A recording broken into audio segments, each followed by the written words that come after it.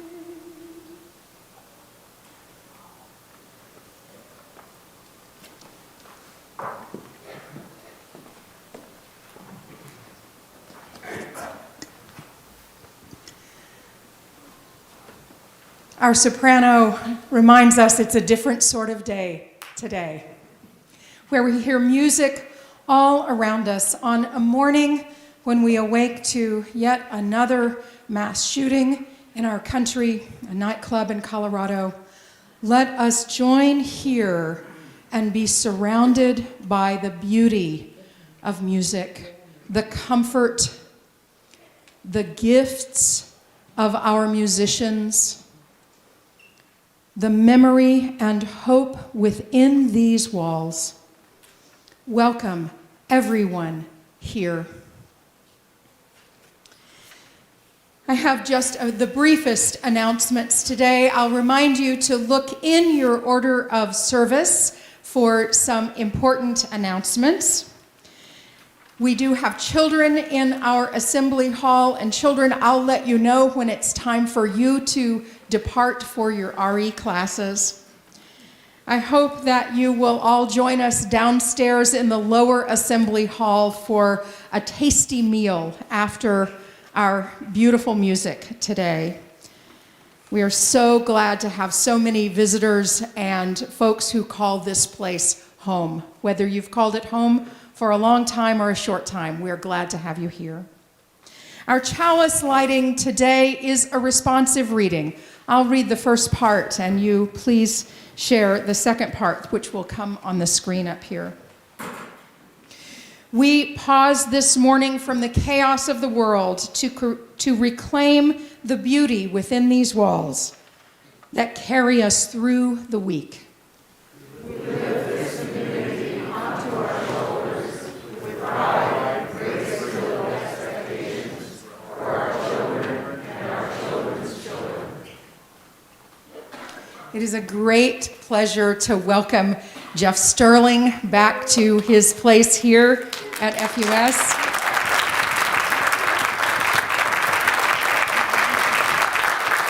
Please, Jeff, share some words with us. Thank you so much. It's wonderful to be back after 3 years, I suppose it's been. Good grief. How time flies. Our opening selection this morning reminds us that in many ways music is timeless. It's the way one often would describe the music of Hildegard von Bingen, which was lost for a long time and then refound and has become part of our shared musical experience. But the question of music and change being the theme of the month, I was thinking that we could look at it from a lot of different ways, but I'm going to look at it through the lens of Western European music. Other cultures, other places in the world have organized their musical languages differently, but today I'll just be speaking about the Western European musical tradition.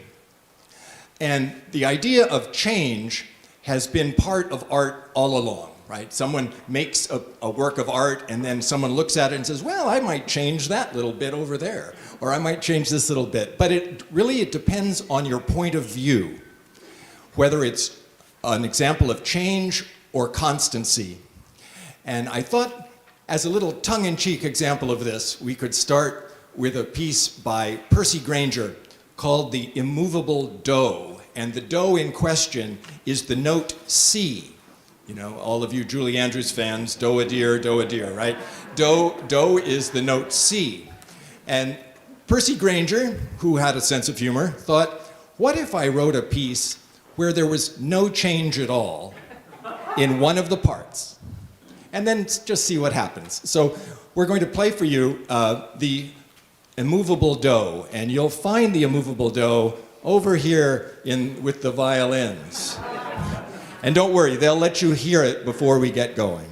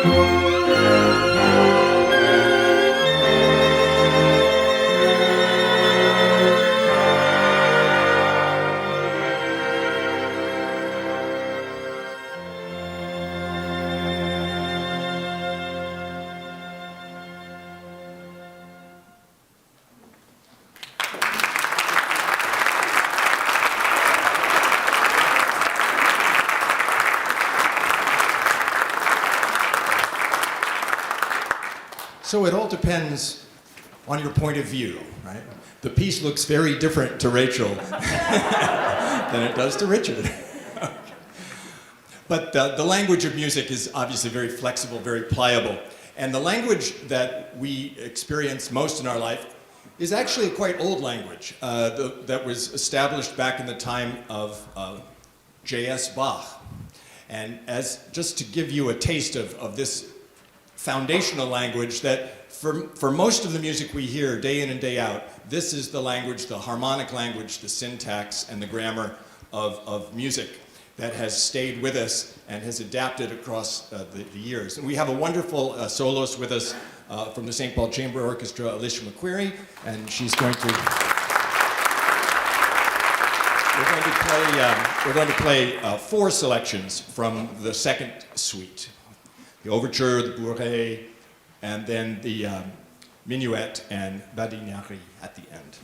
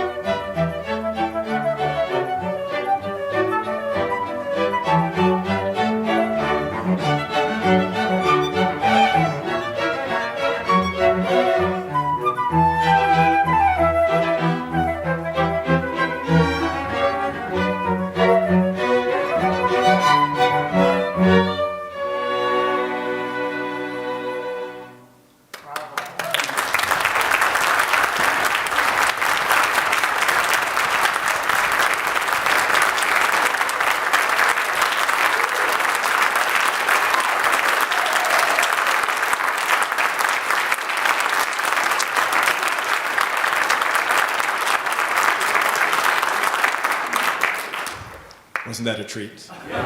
Some things never change, right? Bach being one of them. Although, of course, you remember that Bach was terribly out of fashion by the end of his own lifetime. Music set in the organ bench and forgotten, except for the good fortune of later generations. I said before that the language of Bach is pretty much the language we recognize as the syntax and language of the chords and the harmonies, the major, the minor, melody, accompaniment, what we are used to in music. But not all composers chose to organize their thoughts in this way. And you can trace through music history the various changes. Sometimes it's just a change of vocabulary, but then when you get to the 20th century, you get composers that start to think about what if we also changed the syntax and that changed what harmony means and what chords mean. And Claude Debussy, the great French composer who bridged the 19th and into the 20th centuries, he was one of these composers that thought about organizing music differently. So with the sounds of Bach in your ear, Alicia's now going to play a wonderful solo flute piece called Syrinx, and it lays out its musical arguments, its artistic statement a little bit differently.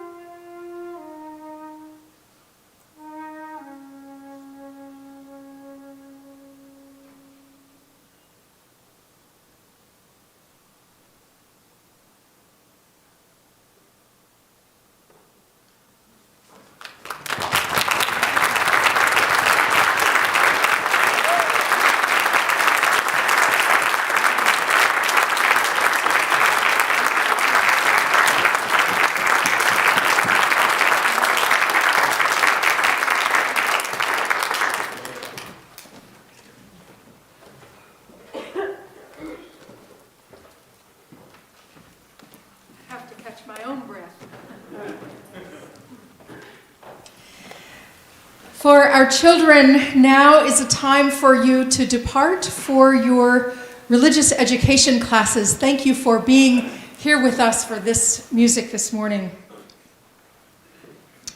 We have a responsive reading. It will show up here on the screen. This is by the poet Marge Piercy. Connections are made slowly, also called the Seven of Pentacles.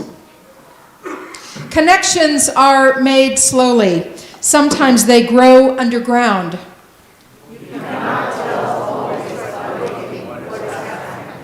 More than half the tree is spread out in the soil under your feet.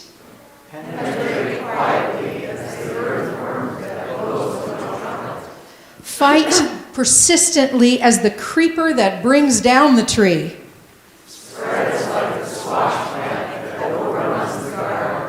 Gnaw in the dark and use the sun to make sugar.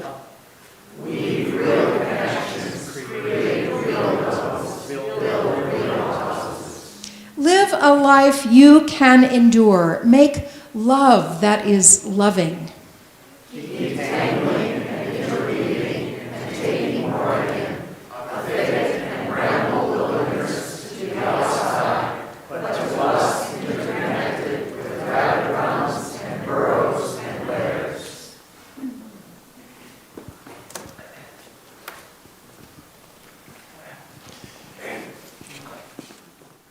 The responsive reading reminds me that we can perceive things as change, and when they really are great cycles, that things come back round, and change merely depends on where you stand in relationship to this ever recycling, revolving world. In musical terms, we heard Debussy try and express language, his language, in a different way than Bach. But having heard the Hildegard at the beginning of the morning made me think it seems to have a lot more in common with that sound than perhaps with the contemporary sounds of, that were going on, Stravinsky and things like that. Another composer who, in order to change the way he expressed himself, looked way back. The next piece we're going to play is by the Estonian composer Arvo Pärt. He grew up in a traditional conservatory training, went through all the steps, studied his Bach, studied his Wagner, studied his Stravinsky and Debussy, wrote in the most avant-garde styles of the later years of the 20th century. But he found that that did not meet his vision of music and the lasting character of music. So for his mature style, he went back to the techniques and the origins of Western musical tradition, back to the style of Hildegard. And he wrote this beautiful piece in reaction to the 2004 Madrid train bombings, you may remember. And he wrote this prayer asking his God for peace in our time, the time in which we live. But he chose the hymn is a text from the 6th and 7th century. It's unclear exactly when. It's a text and a melody that's played in the second violins that Hildegard would have known. So it's interesting how change can be all about your point of view.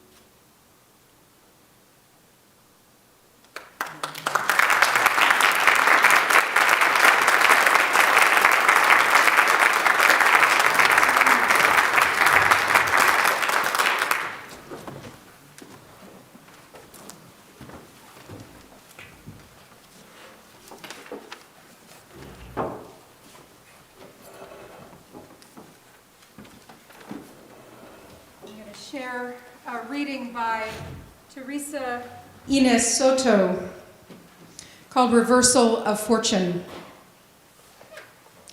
People wake up to ordinary days all the time, and then, somehow, as though things were just too peaceful, they experience drastic reversals of fortune. The car resting on its roof, the fall, the broken bone, the less than hoped for grade, the broken heart when a pet dies. You get it. You never know what's in a day. Except you. You are the golden thread running through. I know that these reversals will test you. You may move through unburdened. You may move through burdened with a fresh, wet grief. Or for now, you may arrive at this moment unscathed.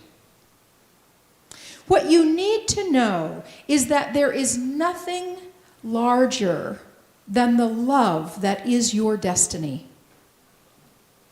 And the love may at times feel opaque and distant, like a looming thundercloud, too far to reach. If that's too hard to locate, find your breath, the thread of your life. Find your community, friendly face, an open hand. What's true is that some changes call for every skill we possess. The deeper truth remains.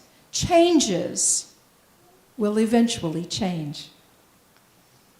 Let your heart flex. Let it grow. Allow a reversal to be a moment in which you are the constant, while you give yourself kindness and heaping, joyful love.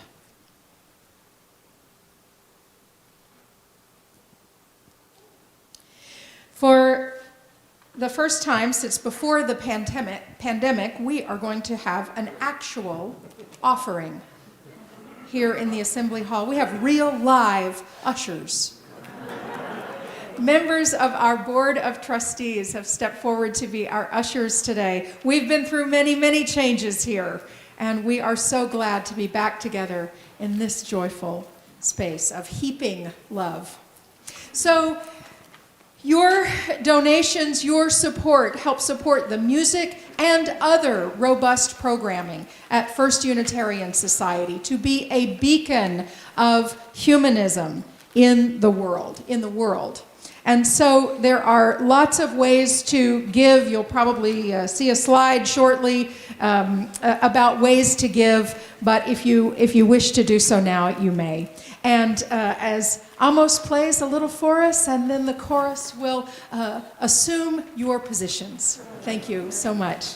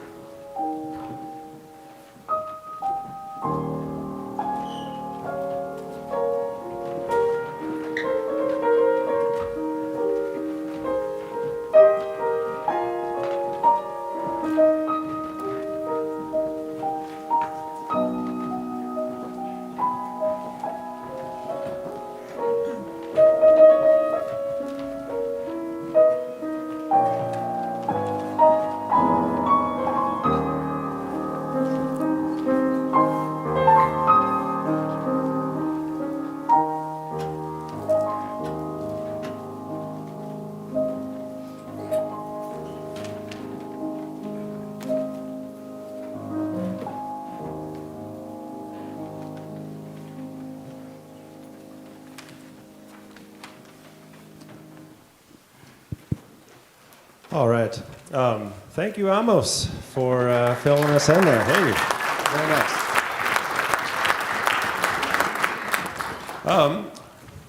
So yes, this is it's a real treat to be here and doing this Music Sunday. It's something I think is pretty unique for what could be called a church community to set aside time to just have an entire day dedicated to music. And as my first time doing a Music Sunday here, it has been really, really fun to get to know Jeff and to get to know all the members of this historic group. Some of this FUS Chorus members have been doing this for upwards of 20 years. So it's amazing to have this return. And as we know, the last few years have been really awful for a lot of us and for live music. And so just to be able to be here and present live music in a space is a real joy. So the first piece we're going to do is called Verses Left to Right, and it's kind of just a pondering about what we, the natural world and then what we would like to do in it. And it'll be an a cappella piece, which in terms of kind of ancient music, I always kind of have a special connection to a cappella music as kind of the purest form of music where it all started with the human voice. So we're going to begin now with a chorus.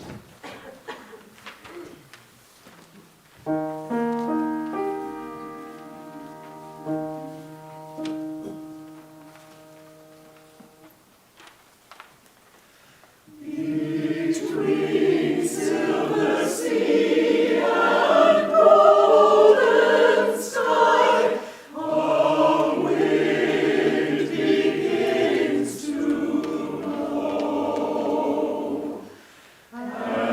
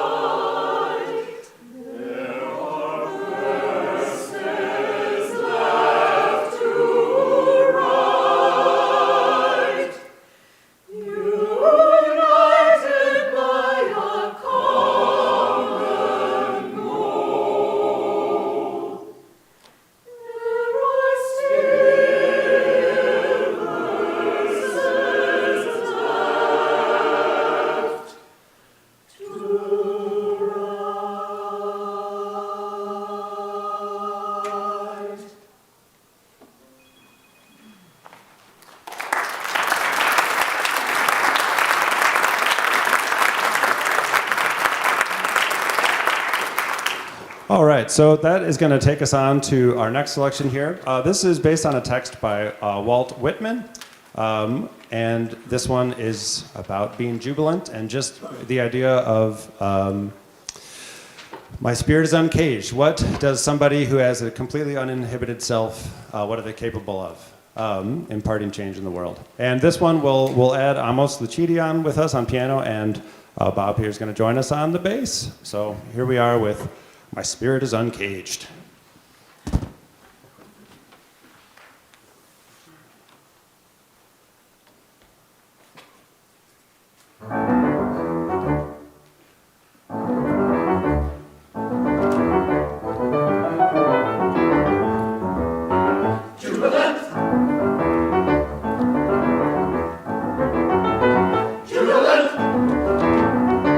Oh, to make the most jubilant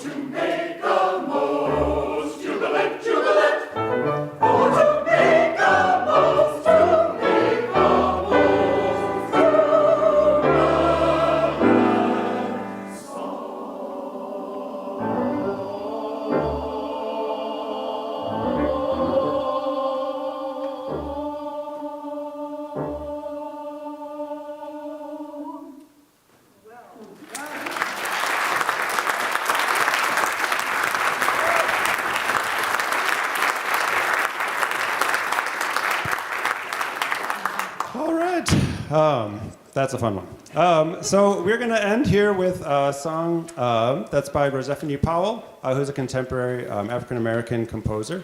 And the words to this are set by poet Langston Hughes. And this song is really about, it's about the protection of dreamers, about the importance of dreaming to sit and to imagine a better world. And I know you don't have to look too far right now to be able to imagine a better world. There's a lot of hate, there's a lot of racism and the fight against critical race theory, the fight against the Don't Say Gay in Florida, the trans shooting, the shooting at the gay club in Colorado yesterday. There's plenty that we need to continue to dream about a world beyond that and a world where people are working to actively fix these issues. So this song asks us to reach out a hand for those that dream to others that dream and make that connection. So we're going to close with this today, and I really appreciate you all being here today. It's a beautiful space for music. It's really sounded nice, and thank you for being such a wonderfully appreciative audience. Thank you very much.